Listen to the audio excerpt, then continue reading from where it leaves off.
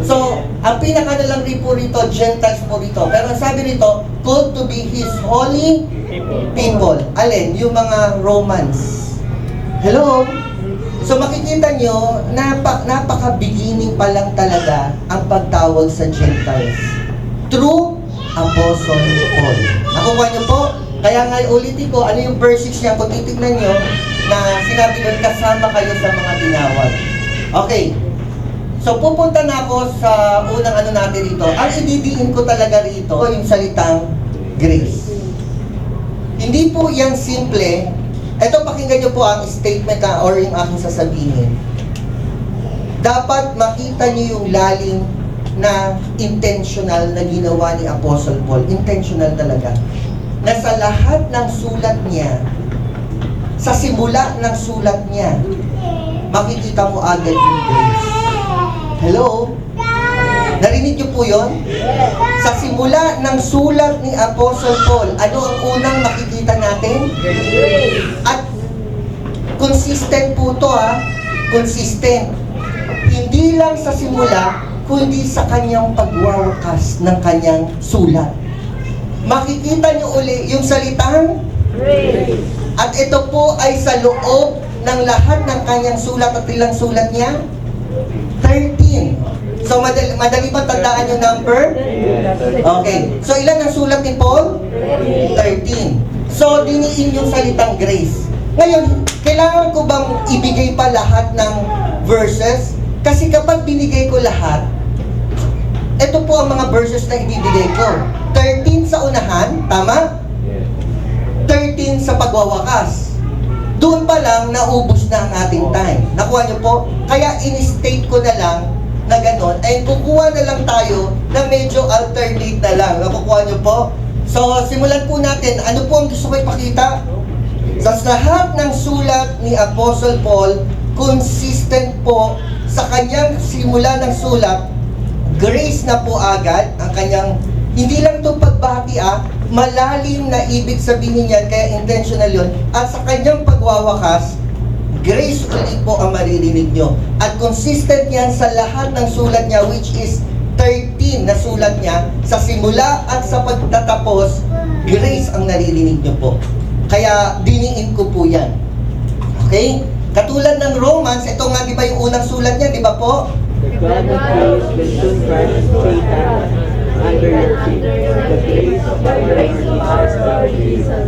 Ito nga, the grace of our Lord Jesus Christ. Tingnan niyo po be with you. Yan po ang ibig sabihin pag dulo, dulong chapter po yan. Ito yung unang chapter, ito po yung dulo. Okay, ano sunod? Dapat ng Romans, 1 Corinthians. Yan, nakuha naman natin. Tingnan niyo po. Grace and peace to you from God the Father and the Lord Jesus. Okay, pansinin niyo po sa pabasa po ulit. Grace And peace. Hindi ko po binabaliwala yung peace. Kaya makikita nyo nga kung gaano ka-importante yung peace, ganun ka-importante yung grace. kasi mamaya makikita nyo doon sa sulat ng ibang apostles, nabanggit lang yung peace. Okay? At yung peace na pagkagamit doon ay parehong peace na pagkagamit kay Apostle Paul. Nakuha nyo po? Hello? Pero ibig sabihin pareho sila. Pero ibig sabihin walang grace na naisulat. Kayo pa lang mapupunta na po kayo sa conclusion. Bakit ganon? Ito lang, hindi ko rin pero iba po talaga si Apostle Paul pag pinag-usapan ang grace. Nakuha nyo po? Unang-una, ano ang message niya po talaga? Anong gospel niya? Grace. Ano ang pagkatawag? Nung siya tinawag, anong na-receive niya? Experience talaga niya yung grace. At nakita niya yung need ng grace dito sa dispensation of the grace of God. Okay? So, sabi dyan, grace and peace. So, nalinano ko to, yung dulo rin, syempre. So, anong dulo ng 1 Corinthians? 16. Ano sabi dito? The grace of the Lord Jesus. O, pansinin nyo, dito nawala yung peace. Pero hindi pwede mawala yung grace. Pero ulitin ko, sa ibang letter ng apostles, peace lang, walang grace talaga. So, hindi ko po inano yung, pero pinapakita ko lang na pag talagang pinag-usapan si Apostle Paul, talagang kadikit niya yung grace. Grace and peace to you from O God. tingnan nyo, hindi ba parang paulit-ulit? Pero kay Paul, hindi pa ulit-ulit sa kanya yun. Hindi lang po to simple greetings. Na katulad sa atin na minsan, parang nakasanayan lang bumati ng bumati. Sa kanya malalim ang ibig sabihin yun. Kaya ulitin ko, intentional niya po ginagawa yun. Amen? Okay, anong dulo ng Galatians? 6:18. Ano sabi? The grace of our Lord Jesus Christ. So, grace. Hindi po ako mag-i-explain dapat dito, ha? Kasi pag um-explain ko dito, tumalon na ako. Nakuha niyo po? Ang sa Romans, ang inano lang natin, yung salitang Grace. Kaya kinukunin ko lang. Kaya hindi po ako dapat mag-explain pa. Okay, ano dapat sumunod ng Galatians? Philippians. Okay, Ephesians. Pero Philippians na inano natin. Ano sabi rito? Grace and peace to you from God our Father and the Lord. Okay. Anong dulo ng Philippians? Para nalalaman nyo. Ayun palang dulo ng chapter ng Philippians. Anong chapter? Bakit? Kasi sa pagwawakas to na tinutukoy natin. Tama po ba? Ano sabi niya? Grace of the Lord Jesus Christ with you your spirit. Ano natututunan natin so far? Ano kailangan niyo? Wow. Okay, wow. Ano sumunod? Dapat ng Philippians? Colossians. So, tinalon lang natin, ha? Ulitin ko po.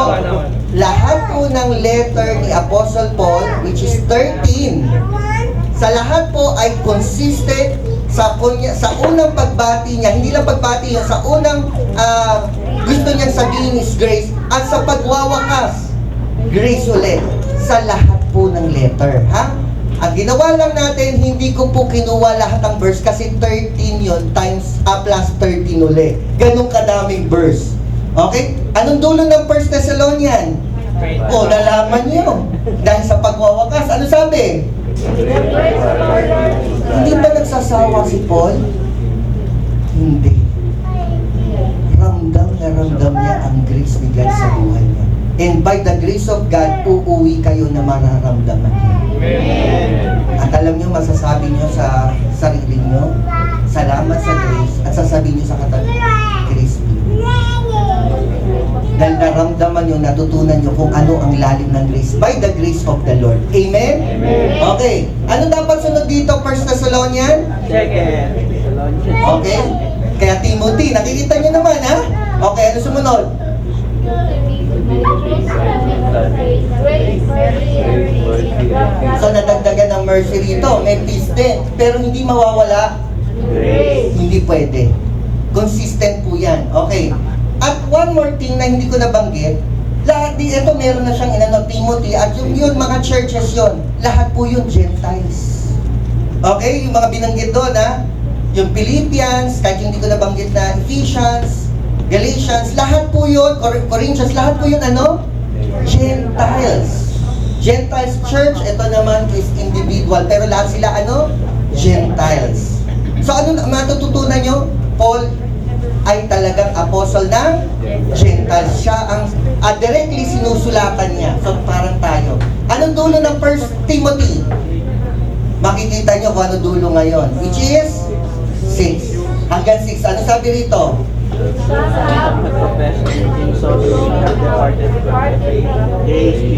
Alam nyo parang ito, yung sinabi niya, yung patapos na siya, matindi yung dulo niya eh. Merong mga nasisira yung faith nila, pero naputol na talaga siya, pero tinapos niya pa rin sa grace be with you. Okay? Hindi ko na po rin ano. Ano sunod dapat? At tinalon ko na, pati Titus sinama ko na. Okay, pero meron po yun ha, puntahan nyo. Kaya pinili ko to, kasi pag inano ko yung Titus, wala na. Pero mas pinili ko to, alam nyo po bakit? Isang chapter lang to. Nakukuha nyo po? Parang isang page lang to na hindi niya pa na-omit yung grace sa una at grace sa dulo. Okay lang kung mahaba sulat mo, nakuha nyo po? Kaya mas tinalon ko dahil pag nag-Titus ako, ito ang na-omit ko, nakuha nyo po? Kaya ito pinili ko. Ano ba ang dulo ng Pilimon? Chapter 1. Dahil isang chapter lang po yan. Ano ang unang ano niya po?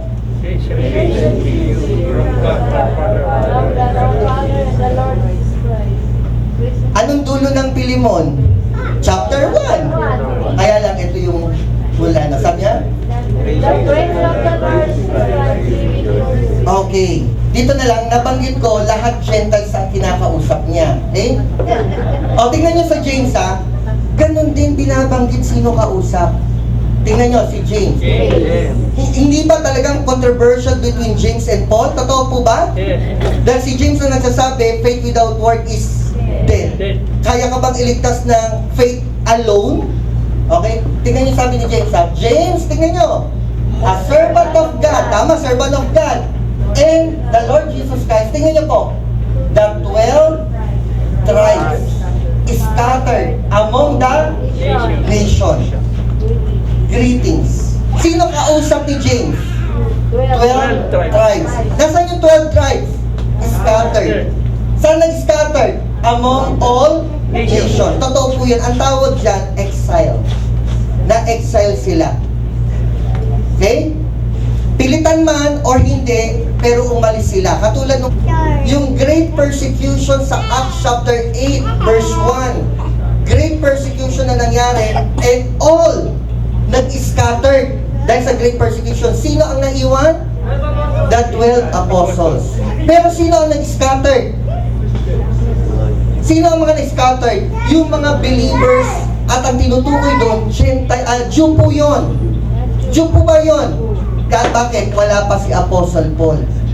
Hindi pa pinapangaral talaga directly, formally sa mga Gentiles. And nagsasabi niyo, si Peter nangaral lang. Yes, one time, pagbubukas, bago pumasok si Apostle Paul, para hindi sila mag-conflict. Na kahit si Peter na-experience, na binukas ni God, na ang gospel ngayon ay hindi lang sa Jew, hindi sa lahat. Kaya one time yon na pina-experience. Kaya nung si Apostle Paul na ay nangangaral na ngayon sa Gentiles, nung nagkatapat sila, yung sa Acts chapter 15, nakita nyo, si Peter ay naging, ngayon ni Paul. Ibig sabihin, mayroong mga nagrereklamo mga Jew, pero bumaling si Peter kay Paul dahil na-experience ni Peter na mag-share sa Gentiles. Dahil ang sinasabi ng mga Jew, okay, hindi lang, kung talagang walang magagawa tayo, dahil ayaw nila yung mga Gentiles dahil sanay sila na separated. May wall. Nakuha nyo po? Hello. Sanay sila doon. Kaya hindi sila nagkakaroon ng fellowship. Pero kung talagang sinama na ang sabi doon, kailangan sumunod sila sa lahat ng pinag-uutos ni Moses. At isa doon, circumcision.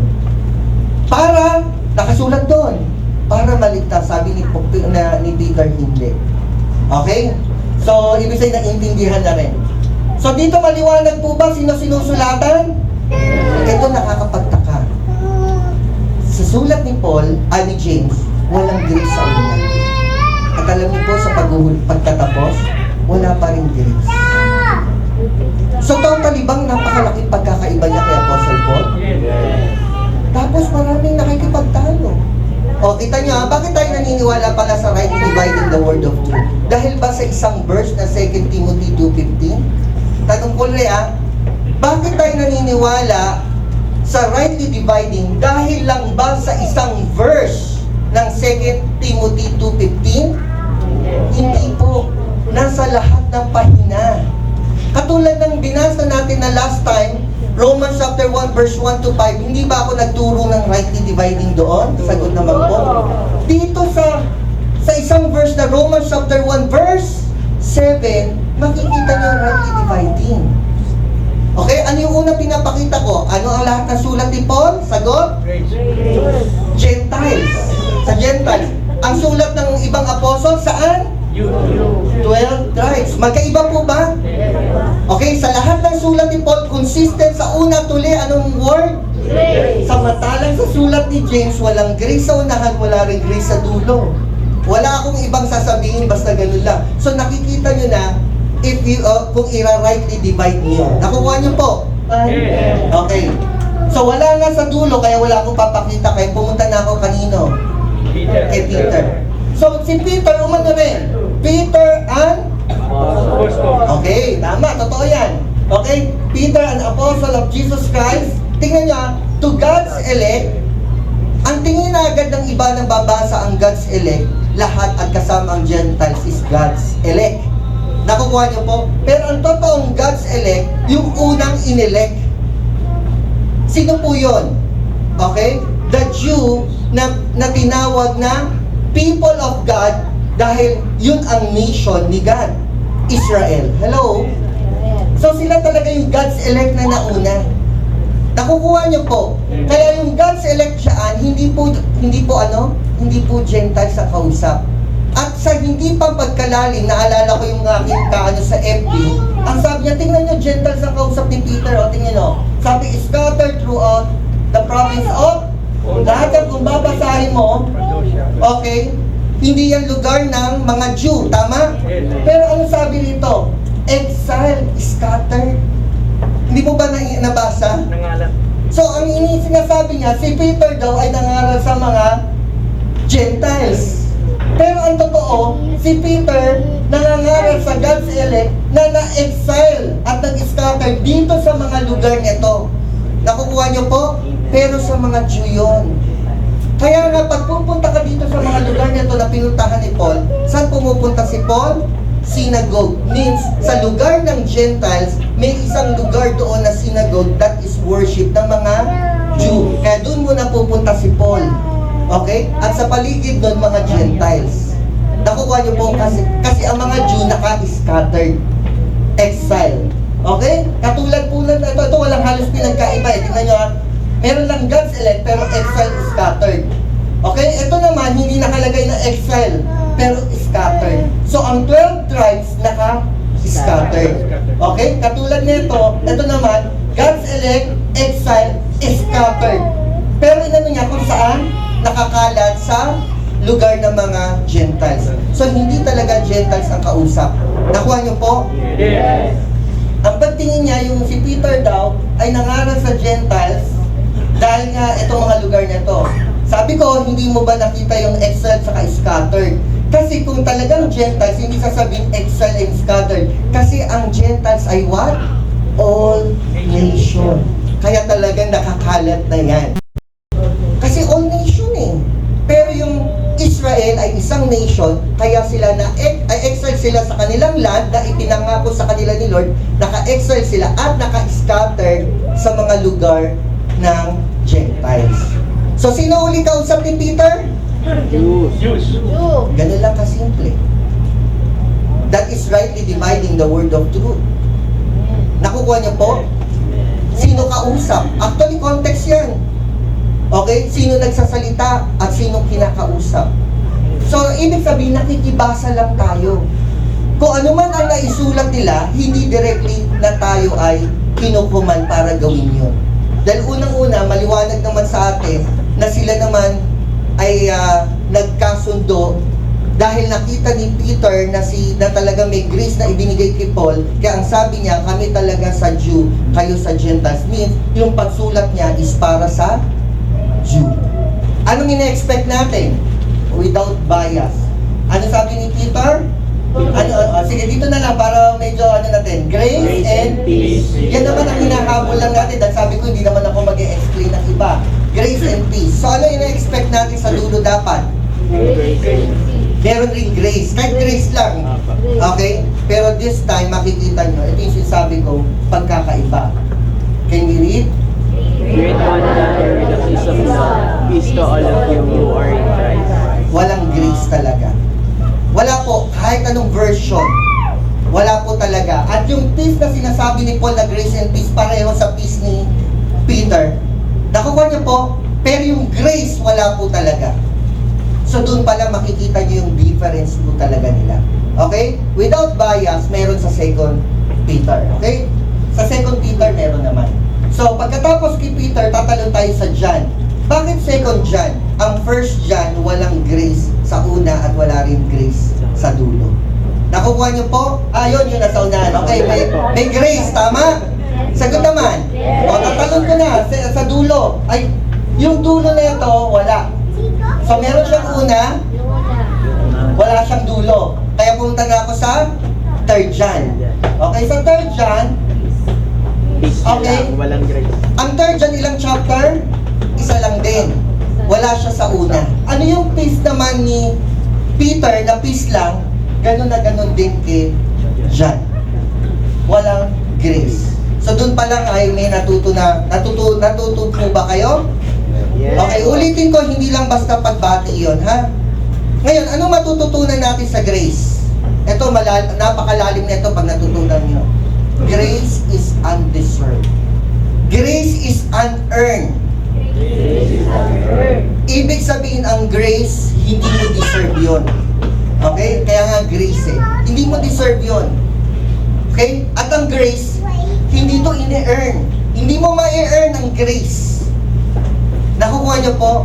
So once na narinig mo yung grace, papasok dapat sa mind mo, is grace is unearned and grace is undeserved.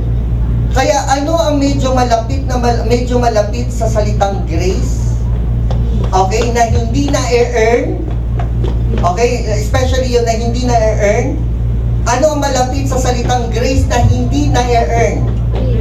Actually, ito yung hindi alam ng maraming tao at tingin nila na-earn yun. Pero ang totoo hindi. Yung salitang gift. Okay? Pag niregaluhan ka dahil regalo, pero sa atin iba ngayon. Nakukuha niyo, magkaiba kaya nga minsan nagko-conflict ang Bible kasi iba yung situation natin na nangyayari sa mundo, okay, at iba yung sinasabi ng Bible. Nakukuha niyo po? Like example, nagtrabaho ka. So anong kailangan mo? Wage. Ano tawag doon sa Tagalogin? Sahod. Yun ba sasabihin ng employer mo, gift ko to sa'yo? Magagalit kayo. Bakit? Nagtrabaho kayo. That is your wage. Hindi gift. O, nakuha nyo po. Maliwanag po ba? So, gift is unearned. Okay, hindi mo in-earn yun. Niregaluhan ka. Okay? Pero pag nagtrabaho ka, hindi gift yun. Okay, so kukuha ako ng verse. So, pangalawa na tayo ngayon. Pangalawang point na to. Tapos na ako sa una. Pangalawang point na to, na ang grace is unearned, undeserved. Kaya papasok yung salitang, ano po ulit? Gift. Alam niyo saan ako naligtas? Yung narinig ko na ang salvation is a gift of God. Naging malinaw sa akin. Sana maging bukas din yung mind nyo doon, yung spirit nyo doon. Pag narinig nyo, salvation is a gift of God. Means, ano ibig sabihin? Salvation is grace, undeserved, and unearned. Hindi mo makayang pagtrabahuan. Grace lang ang kaligtasan. Nakuha nyo po? So, bago ako pumunta doon sa salvation, pupunta muna ako doon sa gift. Yung grace is a gift or gift. Okay? Sabi po rito, but the gift is not like the trespass. For the many that died in the trespass of the one, how much more once God's grace and the gift by the rights of the ilang word na gift meron po sa verse? Dalawa po. Ilang grace po ang nakasulat sa verse? Sana nakita niyo yung grace sa yung gift. Lalo na po dito sa statement, how much more did God's grace and the gift that came, tingnan nyo and the gift that came by the grace. So bakit naka-receive ng gift? Kaya yung gift, grace yon. At yung grace, isa doon na meron siyang gift. Katulad ng grace ay hindi mo ma-earn at undeserved, yung gift is unearned, tsaka hindi rin deserved. Okay? Gusto lang. Yan yung tunay na gift na salita. Hindi katulad ngayon. Okay, bigyan ko ng isa para hindi malito Anak, pag naging honor ka, riregaluhan kita ng iPhone. Nakuha mo? Nakuha niyo po? Gift ba yun? Hindi po. Reward na yun. Bakit? Madali ba maging honor? Nakuha niyo? Pero mali pagkagamit natin, di ba? Okay, hindi natin naiintindihan, hindi nakakarinig. Pero talaga ang gift ay connected sa grace. At ang grace is undeserved and unearned. Katulad din ng gift na in-example ko naman pag nagtatrabaho kayo. Tama? Yung kinukuha nyo na pinaghirapan nyo kaya hindi pwedeng tawagin na gift. Okay? So dito nakita ba natin na yung gift ay nanggaling sa grace? Yes. Clear po ba? Yes. Unang verse yan. Sumunod na verse. We have We have different gifts according to the grace given to each of us. If your gift is prophesying, then prophesy in accordance Okay? with your So, hindi ko na rin na-explain to. Of course, pinag-usapan naman natin gift and grace. Maliwanag ba na lahat tayo ay binigyan ng gift? Na galing according to the grace given to each of us. Lahat ng nakatanggap ng gift ay lahat nakatanggap ng grace. Nakuha niyo po? Ayan, maliwanag, no? Okay, lahat ay meron natanggap na gift according to the grace, at itong grace given to each of us. Tama? Naka-receive ba ng gift? Yes. Kaya naka-receive ng? Grace. Naka-receive ba ng grace? Yes. Kaya naka-receive ng? Gift. Oh, very good. Okay. Next. But unto every one of us is given grace according to the measure of the gift of Christ. Wow. Siguro sapat na, no? 3 verse. So, ang totoo lang kasi, kahit isa lang naman, na maintindihan nyo is enough. Yun naman talaga ang totoo. Kumukuha lang tayo sa wording. Isang verse lang na maintindihan mo talaga, okay, is enough. Pag naintindihan mo. Pero ito, 3 verse na. But to every one of us is given grace. At sa lahat na nabigyan ng grace, according to the measure of the gift, regalo niya yon. So nakikita nyo? Binigyan tayo ng gift, binigyan tayo ng grace, binigyan tayo ng grace, kaya meron tayong gift na na-receive. That is enough. Para yan. At ang unang naintindihan ko dyan, salvation is gift ni God. Yes. Doon ako naligtas talaga. Akala ko kasi sa ginagawa Ang sunod naman ngayon natin is salvation. So, kung ang salvation ay isang gift, ano ang salvation? Narinig niyo po ako? Ulitin ko Yun. Kung ang grace ay gift, ay magka-connect. Tama po ba? At tayo, ang kaligtasan ay isang gift. Means ang kaligtasan ay isang grace din. Okay? Nakasulat? Of course. Okay? Can we read? For it is by grace you are saved through faith. For this is not of yourselves, it is the gift of God. Explain din natin to sooner. Okay? Pero makikita nyo, kahit dito medyo may connect, pero hindi ko ginamit to kasi ang totoo, ay yan naman ng konti, pag tinalon natin, yung tinutukoy ritong gift is the faith. Hello? Amen. Hello po. Yes.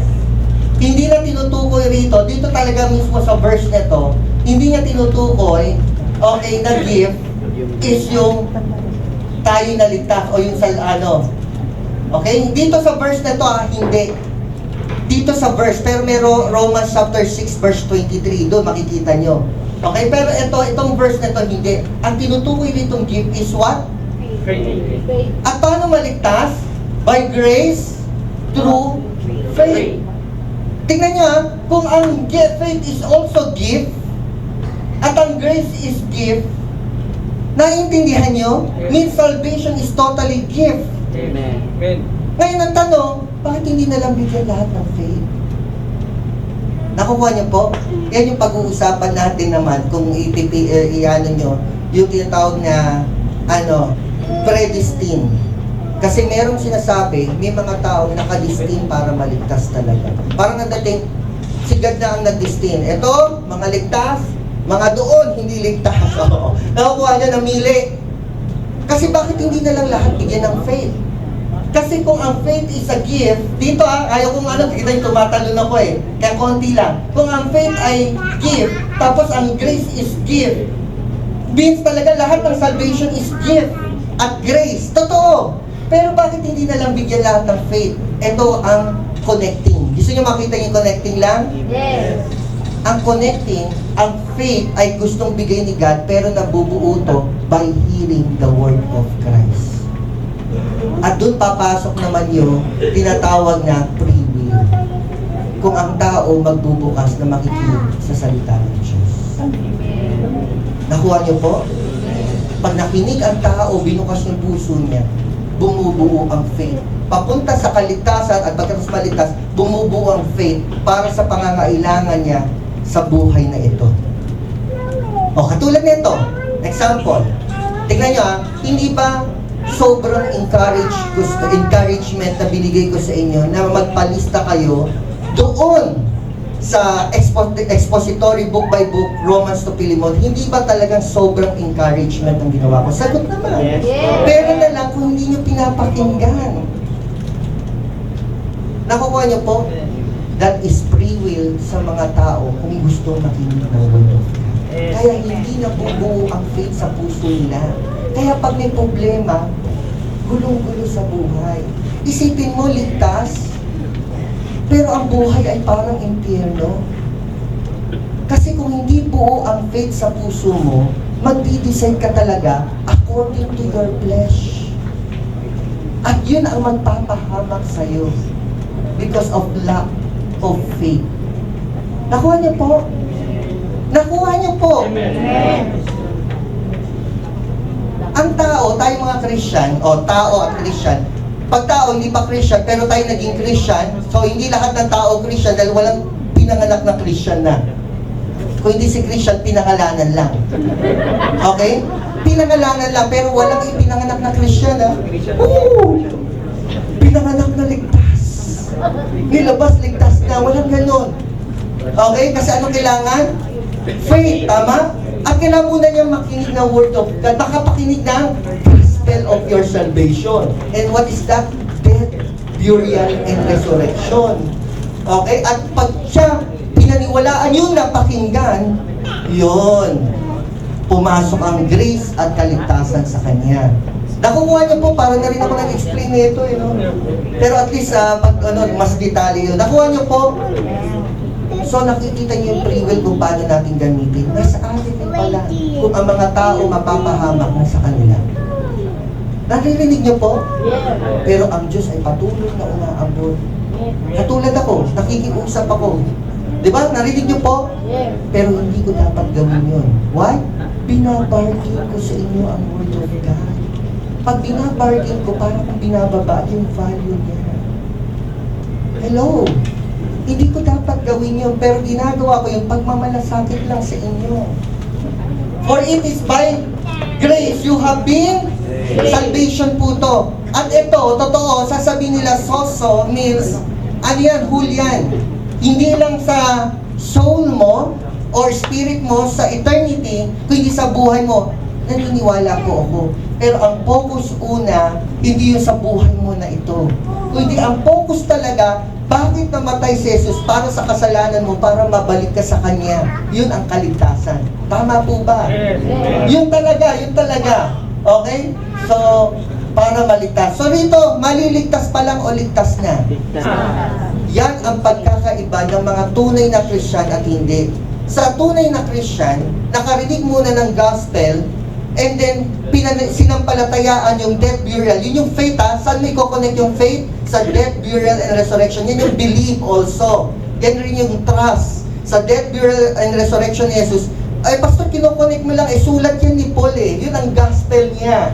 Okay, yun yung sinasabing paniwalaan mo, sampalatayaan mo, pagtiwalaan mo. Yung ginawa ni Kristo, kaya death and resurrection or death, burial, and resurrection. So, naligtas tayo. Itong pagkakaiba, sa iba, gumagawa ng mabuti para maligtas. Magkaiba. Ulitin ko, gumagawa ng mabuti para maligtas means, hindi pa siya ligtas, kaya nga gumagawa ng mabuti. Pero gaano kabutihan ang gagawin mo para maligtas? Sagot, wala. Kasi kahit anong gawin mo, hindi mo kayang iligtasan sa sarili mo sa paggawa ng mabuti. Kasi, gift yun, kasi grace yun, at hindi mo nga talaga kayang iligtas sa paggawa ng mabuti. Kaya yung tao na yun, hindi lang niya naiintindihan, pakinggan nyo, yung good news, yung gospel na si Jesus namatay para bayaran ng kasalanan mo, si Jesus ay muli nabuhay para mag-justified ka. Hindi niya lang narinig yung gospel, kaya siya ay gumagawa para maligtas. Ang pagkakaiba sa mga Krisyano, ligtas na dahil narinig yung gospel, ngayon gumagawa ng mabuti bilang pasasalamat o gratitude dahil naka-receive na grace, dahil naka-receive na gift. Amen? Ang tunay na nakareceive ng gift, may gratitude. Ang tunay na nakareceive ng grace, talagang grateful yan kay Lord. Amen? Palakpakan natin si Lord. So dito, ligtas na po ba? Dahil sa Grace. at yan yung gospel of God's grace na message ni Paul. Kay Paul mo lang maririnig yung ganyang gospel na yan. Okay? Ngayon, gusto ko na rin i-touch ng konti lang. Pagkatapos maligtas, ito yung laging naiisip. Akala nila mamumuhay na sa kasalanan ang mga Kristiyano. Hindi po. Pag talaga nakareceive tayo ng grace, pakinggan nyo, papasok sa atin ang Holy Spirit. At ang Holy Spirit, grace rin ni God para pumasok sa atin. Tama po ba?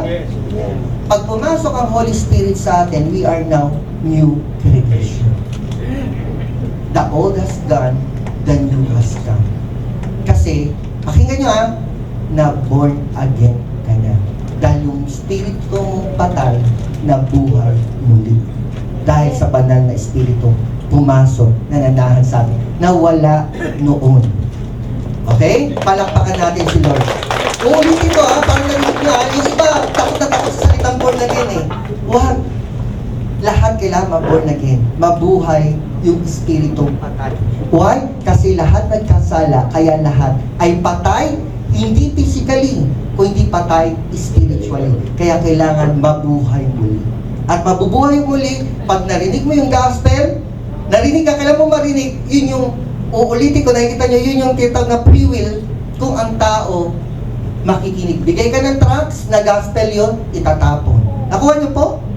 O, nakita nyo, ayun na, binibigay na lang, hindi binasa, hindi inintindi. Pag may contact number na, in-encourage na tumawag, wala sa kanya yun.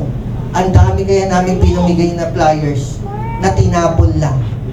Nakuha niyo, iilan lang yung bumasa, iilan lang yung nagkaroon ng interest na gustong maintindihan kung ano yung nandoon.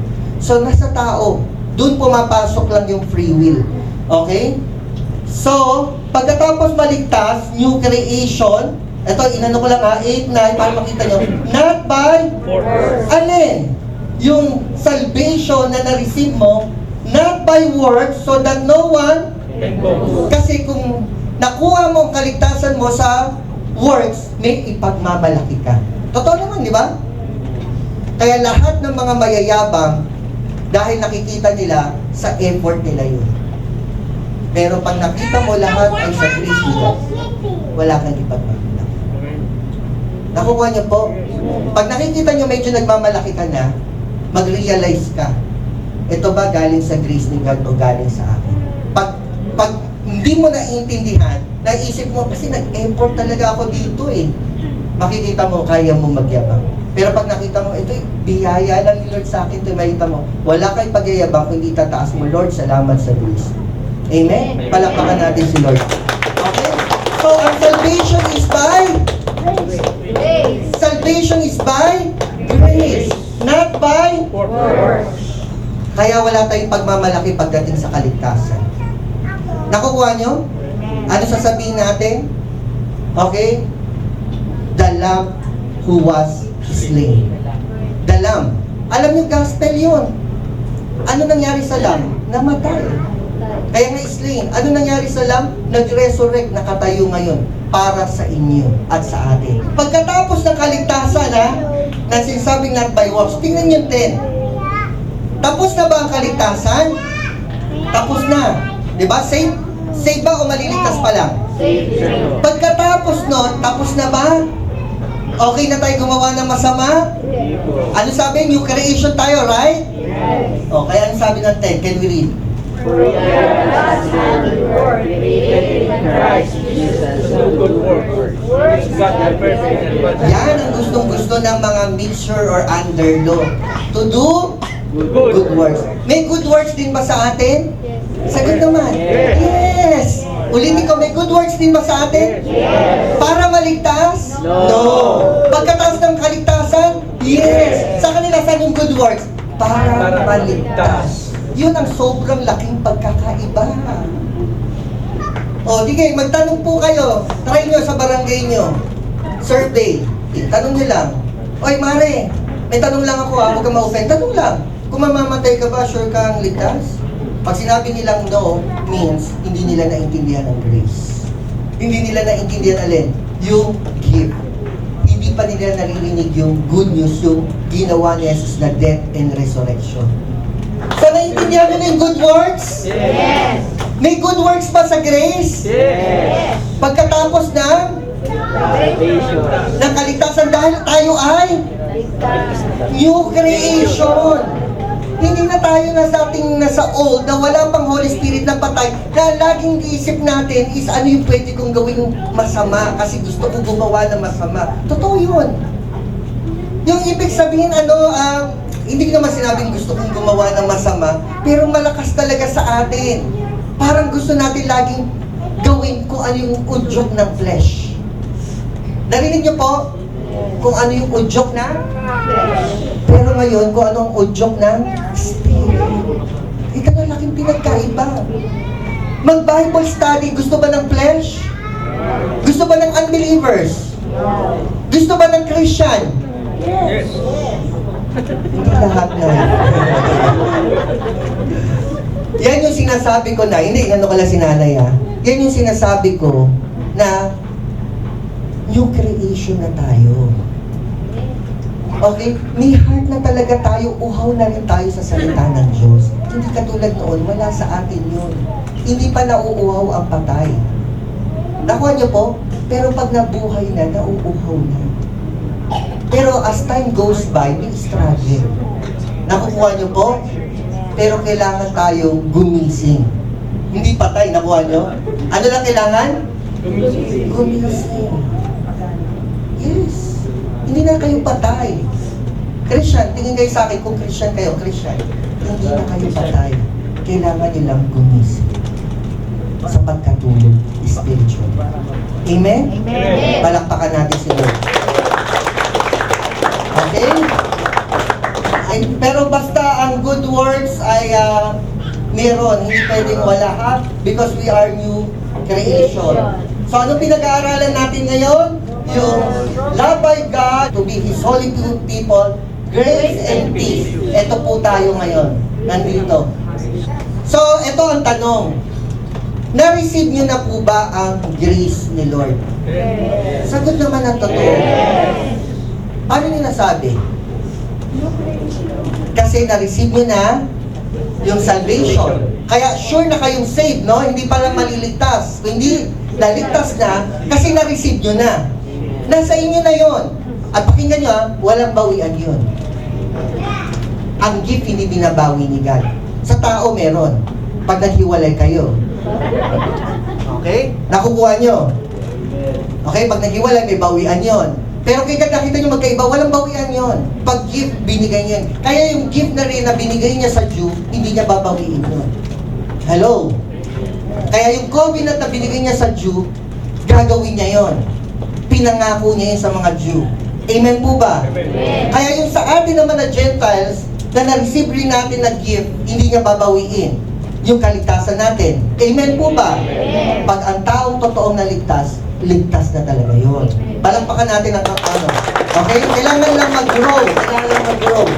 Okay, so uli-uling tanong, na-receive na ba ang grace? Tanong, kaya binalik ko uli dito. Pero pagpapansinin nyo, lalo na pag itatagalog nyo, yung salitang grace and peace to you, kung tatagalogin mo, ang biyaya o kagandang loob, basta yun yung grace, biyaya, ay sumainyo. Bakit sumasa inyo pa lang? Nasa atin na, bakit dito sumasa inyo pa lang? Ano ang sagot? Naintindihan niyo yung tanong? Sabi natin, na-receive na natin yung grace. Pero bakit sa lahat ng pagbati ni Paul, grace be with you, sumaiyo ang grace ni Lord? Bakit ganun? Anong sagot? Kasi ang grace ay hindi nagtatapos sa kaligtasan lang. Narinig nyo? Lahat ng kailangan natin sa spiritual, pakinggan nyo, lahat ng kailangan natin sa physical, even financial and healing is grace. What we need is grace. Kasi, pag finish work, na-receive na natin katulad ng salvation. Nakuha niyo po? Amen. Kung kasama na ang healing and prosperity talaga na tayo pinayaman, kasama na yon, na-receive na natin. Pero ang na-receive natin ay yung spiritual. Nakuha nyo? Yung physical, we need every day the grace of the Lord. Nakuha nyo? Yung physical means hindi kasama sa kamatayan. We need, yung kasama sa kamatayan, katulad ng salvation, at yung sisabing healing and prosperity, spiritual talaga yun. Okay, spiritual kasi nga, pag naintindihan mo rightly dividing, pagdating sa Gentiles or body of Christ, more spiritual. Pagdating sa mga Old Testament and Jew, is more physical.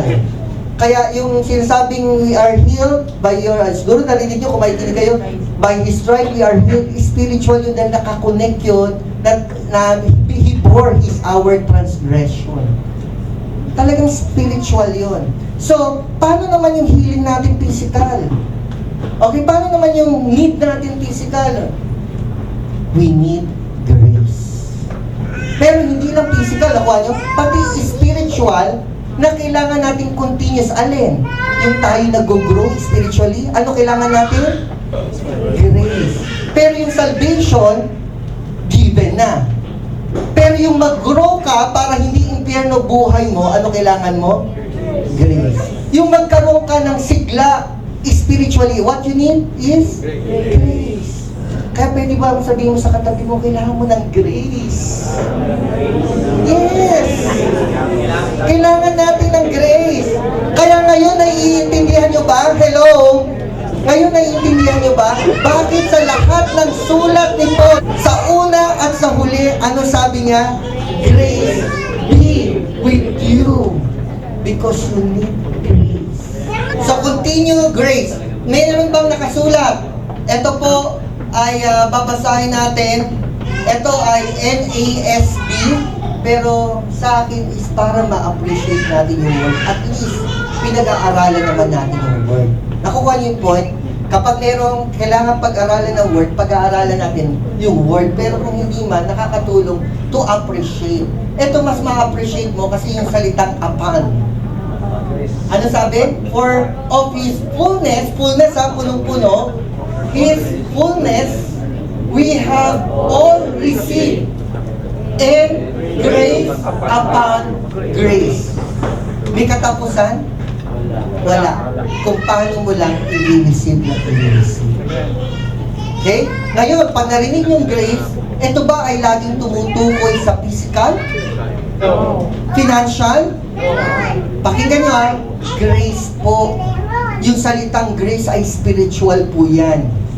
Mamaya papakita ko sa inyo, iba ang grace at iba yung salitang blessing. Ang blessing ay more nakafocus sa physical. Pag tinagalog mo ang blessing, pagpapala. Oh, rinig nyo pala, pagpapala, ano naiisip nyo? Ano naisip nyo? Pagpapala. Pera. So, ang blessing, nakadikit yan, nakadikit ang more on. Saan? Physical. Pero pag grace, saan nakadikit? Spiritual. Nakukuha niyo po? May rightly dividing? Yes. Okay, pupunta. So, ano ang grace? Nahihinto lang ba nung na-receive natin yung grace ng salvation? Yes. Forgiveness? No. Righteousness? No. Diyan lang ba nagtapos? No. Okay? Para tayo mag-grow, para tayo makapag-continue, para tayo makapag-serve, at sa lahat ng pangangailangan natin, totoo, pati pangangailangan natin financial, pati pangangailangan natin healing physical, nandito, pero we receive first the grace of salvation. Amen. Kaya yun talaga ang una. Nakuha niyo po, ito, secondary na lang yan, hindi yan kasama sa gospel of salvation talagang ginawa niya. Nakuha niyo po, at pag pinag-usapan ng grace, is spiritual agad yung ano pa lang yung word mismo, grace. Pero yung word mismo ng blessing, nakikita nyo medyo malapit at nakadikit sa physical. Ito, grace nakadikit sa spiritual. Okay? Totoo ba? Tingnan nyo. Sabi doon, na nakakonect tayo sa grace through We have access, okay, sa kanyang grace by faith. So kita-kita mo agad yung grace is spiritual kasi naka-access tayo sa grace through what? At yung faith ay hindi nakikita ng mata. Ang blessing ng financial at material ay nakikita ng so magkaiba, okay? Spiritual talaga. Ito naman, pumunta tayo sa isa pang version, okay? Para lang mas maano natin, ito pagkagamad, grace upon grace, means hindi isang beses na grace. Kaya talagang sabi ni Paul, grace be with you. Nasa puso niya, what you need, Christian, is grace. Sana maintindihan nyo, at ito ang ginagawa ko ngayon. Yung isang verse na sinasabing greetings lang, dinidiin ko na may intensyon si Paul na maintindihan natin yung lalim ng grace kasi what we need now is grace. For His fullness have all we received and grace for grace. Basta, ang grace ay hindi naghihinto sa isang beses na na-receive mong grace. Dahil sa kanyang fullness. Yung sagana na umaapaw. Nakukuha nyo na gusto niyang ibigay yung kanyang grace upon grace. Amen? Palakpakan natin si Lord. Pag meron kayong unang na-meet na ibang tao at especially Christian, ano yung word na madalas na binabanggit nyo sa kanila? Uulitin ko, may narinig na ako kaya lang gusto ko marinig ng mas marami.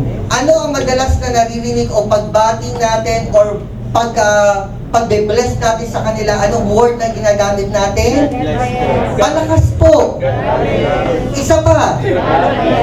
Alam niyo po ba na wala kang makikita sa Bible, especially sa sulat ni Paul, na directly na salitang God bless?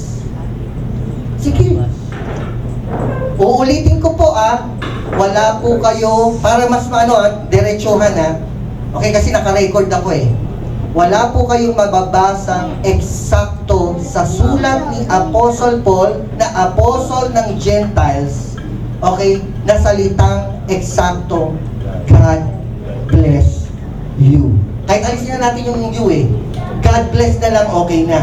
Pero medyo putol di ba? Kaya dapat God bless you. Wala po. Ano ang laging pagbati natin ng ginagawa? God bless. Tama? Anong pinapakita doon? Hindi natin naiintindihan ang rightly dividing the word of truth. Dahil ang God bless nasa Old Testament. Ang God bless ay nasa Old Covenant. Ang grace be with you ay nasa New Covenant. Nakukuha nyo? Ang grace be with you nasa New Covenant. It is grace.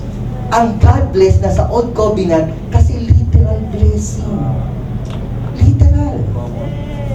Kaya ngayon makikita nyo bakit ganun ang tao. Yun ang pagkaalam ng tao. Yun ang pagkaalam. Doon pa lang maliwanag na. Walang rightly dividing. Okay? Ngayon, masama ba yung pastor o nagkakasala? Of course, hindi. Ako nga, minsan nagagawa ko rin yun pag napapagod ako Instead na grace be with you, minsan hindi niya naiintindihan, baka mag-explain pa ako. Minsan, nasasabi ko na lang din, God bless. Pero actually, at least alam ko. Nakuha nyo na maaaring tinamad lang ako, what? Or nakirelate lang ako sa kanya, pero at least alam ko. Pero dahil alam ko, generally, yun talagang ginagamit ko. Nakukuha niyo po? So, sana natututo kayo. Natututo po ba kayo? Ano natutunan niyo? Ang God bless you ay walang eksaktong salita sa sulat ni Apostle Paul. Okay? Kung hindi ano ang eksakto, grace be with you. Yun eksakto. Kaya lang ginagamit natin para lang i-plural natin, isama mo ko. Yun walang sakto yun. Yung grace be with us. Oh, can you read? The blessing is you obey the commands of the Lord your God, that I am giving you today. O, tingnan nyo Ang blessing daw, kapag sumunod sa... O, kita nyo. So, meron bang requirement para i-bless? Yes. Ano?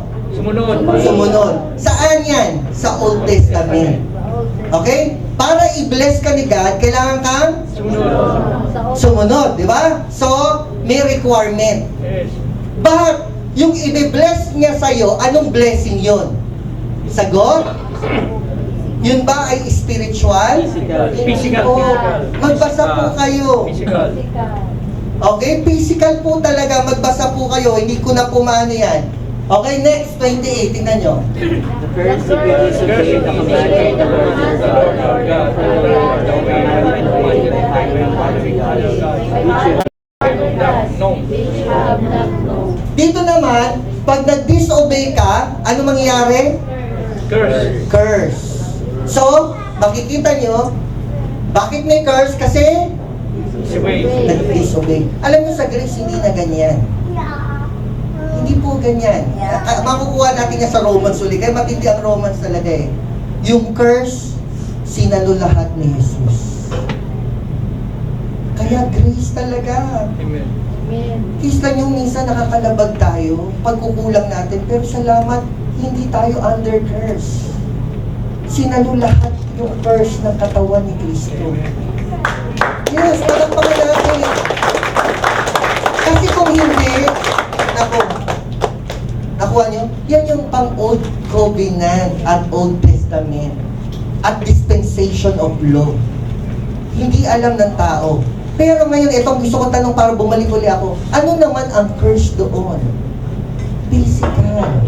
Physical. Yun yung sinasabi na isa doon, na pag hindi ka nag-tithes, you are under curse, na yung bulsa mo parang butas. Basahin nyo. Sa Malakay. Na yung bulsa mo, pag hindi ka nag-tithes, you are under a curse. Bakit ipon ka ng ipon? Pakinggan nyo, pero hindi ka nakakaipon. Why? Because you are under a curse. Ipon ka ng ipon, biglang nawawala. Why? Kasi nagkasakit ka, kasi you are under a curse.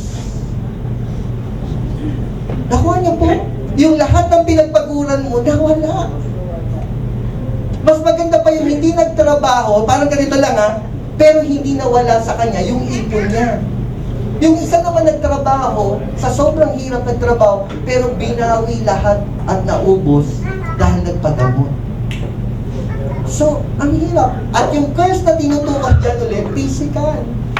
Pag-aralan nyo po uli, wala akong time na mahaba para explain yan. Pero doon yung makikita, kapag sa Old Testament at sa tungkol sa mga Jew ay more physical. Pag tungkol naman sa Gentiles, which is the covenant of grace or dispensation of grace, more on yan, totoo po yan. Okay? So, pag sinabing God bless, wala rin diretso, pero doon tumutungo yun. Kasi dadagdagan mo na lang si God, yung God na i-bless ka. Kaya kumukonect siya more sa physical. Pag ikaw'y bumati ng God bless, pwede naman spiritual yun. Okay, pwede rin naman. Pero more talaga nakakonect yun sa physical. Kahit yung sinabihan mo, ang naiisip niya physical. Okay? Nakukuha niyo po? Pag sinabing God bless you, generally more naiisip niya. No? Tama nga, pagpalain ako ng Diyos, kailangan ko yun. O, nakukuha mo, ano nasa isip niya? Hindi niya naisip, kailangan ko yung kaligtasan. Nakuha niyo? Hindi ganun. Ay, kailangan ko yung mag-grow ako sa faith.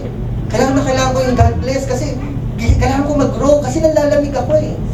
Hindi ganun ang naisip nila more. Kaya kaya natin sabihin sa unbeliever yun na kaya nilang maintindihan. Nakuha nyo? Kaya yun yung sinasabi ko minsan, gusto ko lang makirelate. Pero ang totoo, mali. Kasi tama, grace be with you, sumayo ang kaligtasan ng Diyos. Hindi niya naintindihan yun. Pero yun ang totoo, yun ang kailangan niya, grace. Pag grace siya naman, grace be with you, kailangan mo ng kalakasan ng Lord. Nakuha nyo po? So, kaligtasan man, spiritual yun, spiritual din dito sa buhay na to, grace pa rin. Physical man, grace pa rin. Lahat ay grace ang kailangan natin. Amen? Amen. Okay. So, dito, nakikita nyo na yung bakit walang God bless, kundi grace be with us. Nakita nyo yung rightly dividing na ang blessing is more nakakonect sa physical, pero ang grace nakakonect sa spiritual. Meron rito nabanggit na bless or blessing, pero spiritual pa rin pagdating talaga sa Christian. Tingnan nyo po. Praise be to God.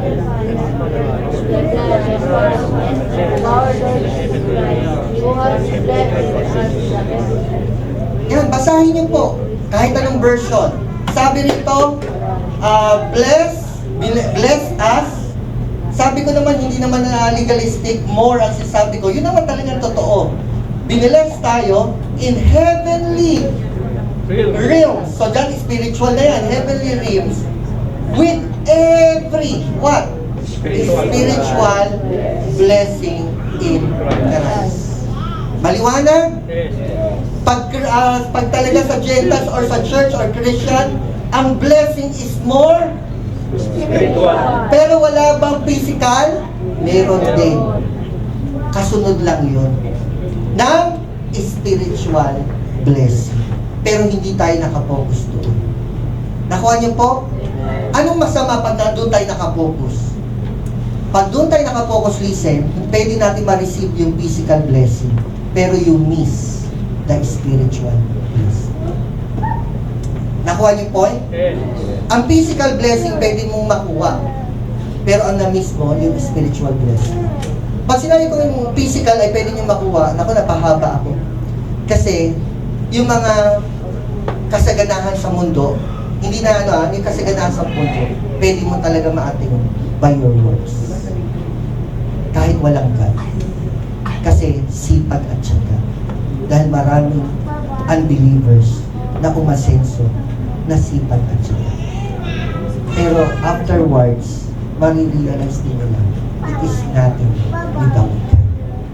Nakuha niyo po, yung lahat ng pinaghirapan nila, in the end, tumanda na sila, mahina na sila, hindi yun ang tunay na nagbigay ng value ng buhay sa kanila at sa iyo.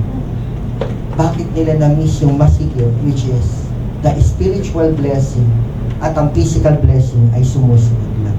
Pero mas inuna nila yung physical blessing kaysa sa spiritual. At doon sila mag-realize. And ayaw ko mangyari sa inyo yun, mga Christian. Ayaw ko mangyari sa inyo. Amen? Okay. Talunan ko na, babanggitin ko na lang, para makapag-continue tayo kay Lord, we need grace. Para makagawa tayo ng paglilingkod, even to share the gospel, we need grace. Alam niyo bakit maraming hindi nag-share ng gospel? Hindi nila na-experience yung grace nila. Ang sarap i-share to, pero hindi ko na kayang i-share. Siguro naman makakaano pa tayo sa ibang mga ni Paul ulit. Nakukuha niyo yung point? Kaya hindi ko na ipipilit din. Okay? Ang giving is grace. Bakit tayo minsan hindi makapagbigay? You need grace. Mag-give kayo kasi para sa inyo. Kasi kailangan matutunan magbigay. Kung ano yung kaya nila. Hindi kayo inaas kung ano yung hindi nyo kaya. Okay? Inaas kayo kung ano yung kaya nyo at magbigay kayo mula sa puso. Yung masaya kayong ibigay. So, uulitin ko, hindi ako nagsasabi nito para mag-offering kayo kasi kailangan ko ng pera ngayon. Nakukuha niyo yung point? Yes. Hindi po. By the grace of the Lord, salamat. Hindi ko po ginagawa yun. But since you exercise every faith, speech, knowledge, complete earnestness, and the love we have see that you also exercise grace of faith. Alam nyo, what you need? Grace para sa faith. Hindi yung faith na para maligtas. Dahil na-receive mo na yon. Pero yung faith para sa pamumuhay. Yung parang nagda-doubt ka na, nagda-doubt at nag-worry ka, ano kakainin ko bukas? Baka naman magutom ako. Oh, hindi kaligtasan na nakukuha nyo. What you need is grace. Sa pagsasalita, grace. Sa knowledge, grace. Even sa giving, what you need is ulitin ko po, sana matutunan yung magbigay, ha? Hindi dahil nangangailangan ako at ako ang church. Para matuto kayo magbigay para sa inyo. Kasi kailangan yung matutunan yung grace of giving, ha? Okay po ba? Yes. Oh. 9-7. Each of you should give what you have decided in your heart to give, not reluctantly or under compulsion. God loves His children. Ayaw ko magtagal, pero pag tinagalan ko to, mahaba to, ito ang ang batayan ng giving ng New Covenant at grace giving or dispensation of grace. Ito po yung batayan. Kaya kung nakikita nyo, lagi ako nagme-message doon, baka hindi nyo naintindihan yung tungkol sa tithes. Hindi po atin yun. Yun ay inutos po talaga sa Israel. Ngayon, Pastor, gusto ko mag-tithes. Okay? Huwag mo na isipin lang yung tithes. Gusto mo magbigay. Ganun lang. Di magbigay ka. Okay, huwag mo sabing tithes. Kasi pag tithes, 10% dapat yun. Legalistic. Pag nagbigay ka ng mas mataas, hindi rin 10% yun. Kaya pag nagbigay ka ng mas mababa, hindi rin 10% yun. Magbigay ka na lang. Kahit magkano, takasan mo kung gusto mo.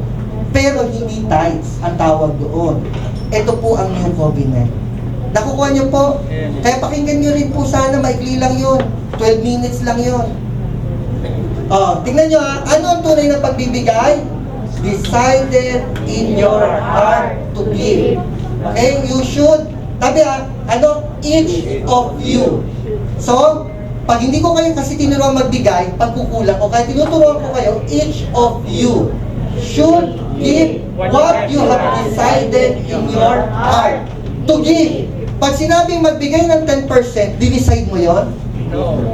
Hello? No. Tanungin ko, pag sinabing 10%, dinicide mo ba yon? No. Hindi, nag-set ng standard 10%. Ay, sana basahin niyo na lang, nakasulat na dun eh. Ha? Nakasulat na, basa rin, ha? Ako nga magsasalamin na eh, kasi kailangan ko magbasa ng marami. Okay? So, yan ang giving. Tingnan niyo yung sunod. Ano yung na-expect yung sunod? 8. Gusto niyo makita? 8. Tingnan niyo yung 8, ha? Ito ba yung pagbibigay? Yes. Gusto niyo makita yung sunod? Yes. Basahin niyo. And God is able to bless you abundantly, so that knowing at all times, and in all that you need, you will abound in every good work. Okay, sabi mo Pastor, walang God bless. Magkaiwalay eh. Walang sakto. Okay? Pero nakita nyo, seldom. Nakukuha nyo, at pagdating dito, nakita nyo naging physical. God is able to bless you abundantly. Tingnan nyo ha, so that in all things, physical, pangangailangan ha, at all times, having all that you physical. Yes. Kaya pag God bless, physical. Pero nabati ni Paul, sa lahat ng sulat niya, 13 times 13 sa una at sa huli is what? Grace. Dito bumanggit siya ng bless kasi financial ang pinag-uusapan mula sa 7. Kaya kinunit lang yung 8. Na si God, kaya ka ni God i-bless. Para ano? Magpasaya sa sarili, mag-enjoy. Tingnan mo ha, having all that you need. Tingnan nyo ha, you will able, abound. Okay? Able, having all that you need, you will abound in every. Ano ibig sabihin? Gagamitin mo yun sa pagtulong, sa pagbibigay sa iba, sa church, sa tao, gagamitin mo yun. Yung pagbe-bless sa'yo ni God financially. Nakukuha niyo po? Kaya kinunay ko yan. Ito, gustong-gusto natin to, tama? Gustong-gusto ba natin na si God is able na i-bless tayo abundantly? Gustong-gusto natin, tama? Kaya ayaw ko magkulang kasi nag-give ba kayo? Hello? Sagot naman. Kasi may connected yun. Parang ganito, pag i-bless ka ni God, saan mo gagamitin? Hindi, mag-o-offering ako. Ikaw na hindi ka nag-o-offering eh. Hindi, wala akong tatama ah. Kung natama kayo, sorry. Pag nagka-bless ka financially, saan mo gagamitin? Hindi, mag-o-offering ako ngayon pa lang hindi ka nag-o-offering. Ang ibig sabihin yan, ang pagkatiwalaan sa maliit, pagkakatiwalaan sa malaki. Kung hindi mo natutunan magbigay, pag dumating yung malaki, hindi mo natutunan ang pagbibigay, kaya hindi ka magbibigay. Kung magbigay ka man, wala lang yun. At for the sake na nakapagbigay. Nakuha yung point kasi hindi mo natutunan ang pagbibigay. Then ang pagbibigay, hindi dahil sa walang pera. Narinig nyo? Ang pagbibigay ay hindi dahil wala kang pera. Dahil ang Macedonian ay ipit na ipit sa pera, pero gusto nilang tumulong magbigay. Yun yung Macedonian churches. Yan ba madalas kong message? Sagot? No. Hindi. Ang gusto ko, mag-grow kayo sa faith nyo hanggang kumantong kayo rito. Pero dahil na gano'n tayo, nadaanan lang. Kaya bakit ko ito kinunik? Kasama sa tinatawag na prosperity, okay? Hindi para mag-enjoy. Nakuha nyo? Very clear ba? Very clear ba na hindi para mag-enjoy? Sabi nito, having all that you need, you will be abound in every... Good work. Kaya ang Grace Church ba or Christian may good works? Yes. Nakuha nyo? Hindi, Pastor, tutulong talaga ako. Magbibigay talaga ako sa church. Uulitin ko kapag hindi nyo ginagawa ngayon pa lang, hindi nyo gagawin sa darating. Ang totoo, kung ngayon pa lang ginagawa nyo, sa abot ng ano lang yung kakayahan. Kagawad, ayan, kagawad. Kung kagawad ka ngayon, ay mapagbigay ka talaga at matulungin. Pag naging congressman yun, ano yung na-expect nyo? Sagot naman. Mas para. Nakuha nyo? Pero kung kagawad ka ngayon, ay hindi ka matulungin talaga. Okay? Hindi ka talaga matulungin. Okay? At talagang personal lang. Pag naging mayor ka at senator, anong ina-expect mo? Yun pa rin as long hindi talaga magbabago. Pero generally, yun pa rin. Nakukuha niyo po? Kaya nga, hindi naman natin pinipil yun as long hindi magbabago.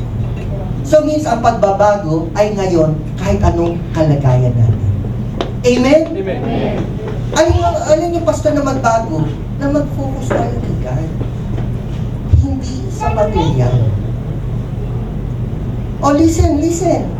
Si God ang kailangan nyo. Naririnig niyo po ba ako? Yes. Hindi yung focus sa mundo. Si God ang kailangan natin. Okay? Kung gusto mo mag-prosper, si God ang kailangan mo. Kasi kung prosper lang talaga, pwede mo makuha yan, pero in the end, uulitin ko, magsisisi ka. Magre-regrets ka talaga. Hindi ko pinagsisisihan na sabihin ko magsisisi, kasi magsisisi ka kung wala talagang God. Kung hindi talaga si God ang inuna. Magkakamali. Mali talaga yon. Okay? So, yan po ay sa prosperity. How about healing? Yan. Punta tayo sa healing. Dito, ito yung, ito. Yan. Can we read? But he said to me, my grace is sufficient for you, for my power is made perfect in weakness. Therefore, I will go all the more gladly about my weaknesses, so that Okay. power gives. Ito kasi, nag-ask si Paul 3 times na meron siyang torn in the flesh. At pinasok mo sa isip mo, sa katawan talaga, flesh. Pero syempre, debatable to. Dahil ang sabi ng mga prosperity gospel, yung torn niya sa flesh is parang figurative na speech na tinik sa leeg. Tinik sa leeg ko to, tinik to sa akin. Nakuha niyo po? Okay? So, sa kanila, hindi yun sakit. Nakuha niyo po? Sa iba naman, dahil nga, sabi niya, 3 times niya na inasto. Natanggalin sa kanya. Yung torn sa flesh, kaya pag sinabing torn sa flesh, is papasok yung isip mong sakit. Ang justification ulit ng prosperity, kasi nga healing and sila, at guaranteed, is tinik lang yan, figurative speech. Nakuha niyo yung point. Hello? Okay. So, debatable yon. Pero ito lang ang gusto kong ipakita sa inyo. Kahit hindi sakit, kahit balik ulit tayo sa pera, pag ipit ka at walang pera, you are weak. Nakuha niyo po? Hello? Yes. Ulitin ko pag ipit ka at wala kang panggastos, you are weak. Katulad rin pag may sakit ka, you are weak. Tama po ba? Kaya yung sinasabi doon na 3 times niyang inas na alisin, pero ano sagot ni God? My grace is enough for you. So ano ba yung sakit ba yun o hindi? Inuulit ko, okay, that is debatable, pero ang sure, kahit na financial pa yan, kita nyo na alis na sa sakit, tama? Kahit financial pa yan, lahat ng bagay na pwede kang dalhin sa weak, and what you need is grace. Nakukuha niya po. Pero totoo bang nagkasakit rin si Paul? Nagkasakit din siya. Okay? Sabi dito sa Galatians, Galatians chapter 4 verse 13, but you know that it was because of a bodily, so physical, bodily illness that I preached the gospel to you the first time. Tingnan nyo, ha? So, i-connect pa natin to, context sa 14. And you did not despise that which was a trial to you in my bodily. Narinig nyo po? Dalawang verse po yan na magkadikit. Diyan pagkagamit is bodily. Ito naman, bodily illness. So, binalik natin rito sa mga prosperity gospel kahit hindi po kalusugan. Okay? Pero kahit kalusugan, what you need is grace. So, ganito ang gusto kong marinig nyo. Pag ikaw ay naiipit sa pera, ano kailangan mo? Sagot naman, pera. Pero ang totoo, ang kailangan mo, grace. Pag may sakit ka, ano kailangan mo? Hindi. Pero ang totoo, ano kailangan mo? Yan yung sinasabi. Pakinggan nyo, ha? Bakit sa pera? Balik natin sa pera. Yung sinasabing, I can do all things through Him who gives me strength. Nakakonect sa anumang situation, in plenty or in want, in plenty or in need, in hunger or in full, yung busog, I can do all things through Him. Philippians 4:12 to 13. Kaya pag kailangan mo ng pera, kailangan mo ng pera. Pero anong kailangan mo talaga? Grace. Pero anong iniisip ng tao agad? Pera. Nakuha niyo po? Ganyan din minsan ang Christian. Totoo, kailangan natin ng pera. Tama? So, anong ginagawa natin? Humanap ng pera. Pero anong kailangan natin? Grace. May sakit tayo. So, gusto natin gumaling. Gusto ba natin gumaling? Yes, totoo yun. Okay? Unbelievers, gusto ba nila gumaling? Kaya pumupunta kahit na nilalabag ang faith. O, nakuha niyo po, para lang gumaling. Yun yung sinasabi, pag-ipit, kakapit sa hindi tayo ganyan. Kasi hindi natin kayang i-compromise yung ating faith. Nakuha niyo po? So kung gusto natin gumaling, kailangan natin ng kagalingan, pero ang kailangan natin, grace. Amen? Kasi sa kagalingan, pwedeng sabihin ni Lord na wait. At pwede rin sabihin ni Lord na no. Why? Kahit sa anong kahinaan to, kahit hindi na sa health, ha? Why? Tingnan nyo. Kasi ang sabi nito, but He said to me, my grace is sufficient for you. Tingnan nyo, for my power is perfect in weakness. Pag mahina ka, yung power ko nangingibabaw sa buhay mo.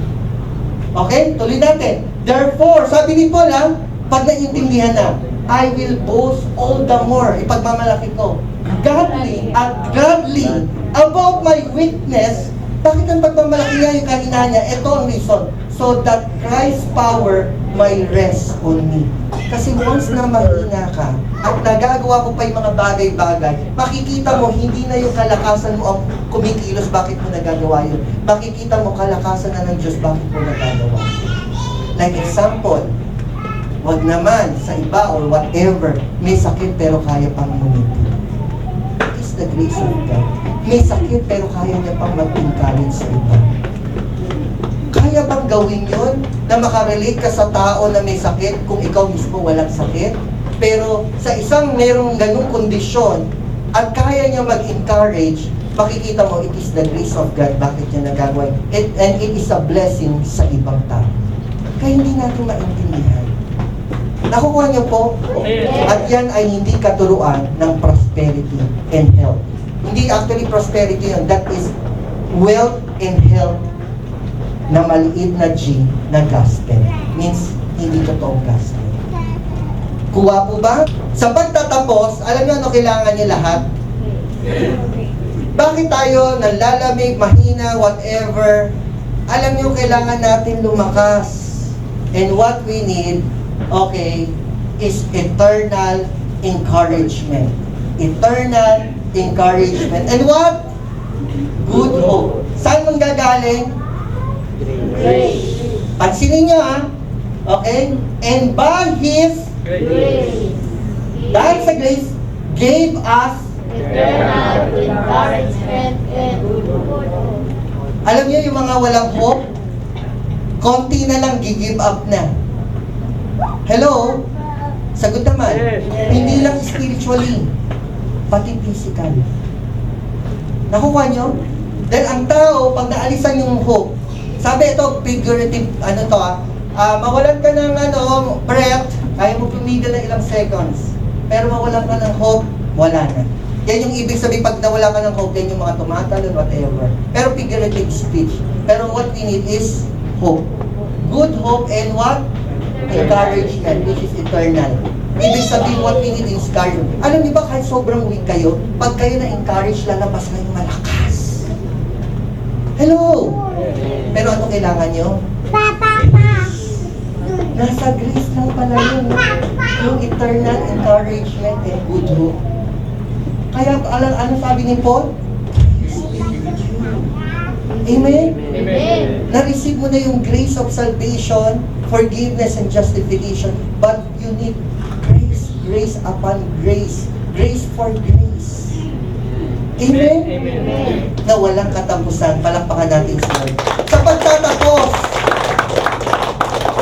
sabi ni Paul, okay, but by the grace of God, I am what I am. And His grace to me was not without effect. No, I work harder than all of them. Alam mo, tinuturo ko niya, mabait talaga si Paul eh. May respect. Sino sinabi all of them? The apostles. Nakita nyo? Kasi pinag-uusapan niya bilang apostle eh. I work harder than all of them. Sino ulit?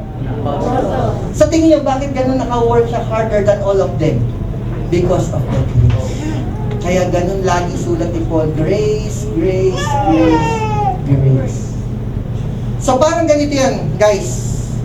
Tingnan niyo ako. At mamaya tingnan niyo yung sarili niyo.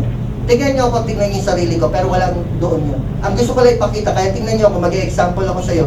Sa akin, pero tingnan niyo yung sarili niyo, para makita yung sarili niyo. Ano man kayo ngayon, it is the grace of God. Amen. Ano man ako ngayon, it is the grace of God. Yan yung sinabi ni Paul. I am what I am now. Parang ganun yun. It is because of the grace of God. Amen. Palakpakan natin si Lord. Sa pagtatapos, okay? Romans 5:2 yun. Okay, buti na lang naalala ko, pero mali yung pagkasulat ko. Romans 5:2, sa pagtatapos. Tingnan nyo, sayang. Ang sabi doon, sa pagtatapos ako ay nakatayo ngayon by the grace of God. Amen.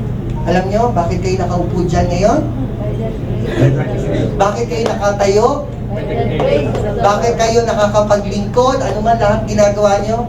By the grace of the Lord. Ano man meron kayo, ano man kalakasan nyo ngayon, ano man talino nyo, ano man lahat ng nasa iyo, lahat-lahat yan, it is the grace of the The Lord. grace of the Lord. Grace be with you. Amen. Palakpakan natin sa Lord.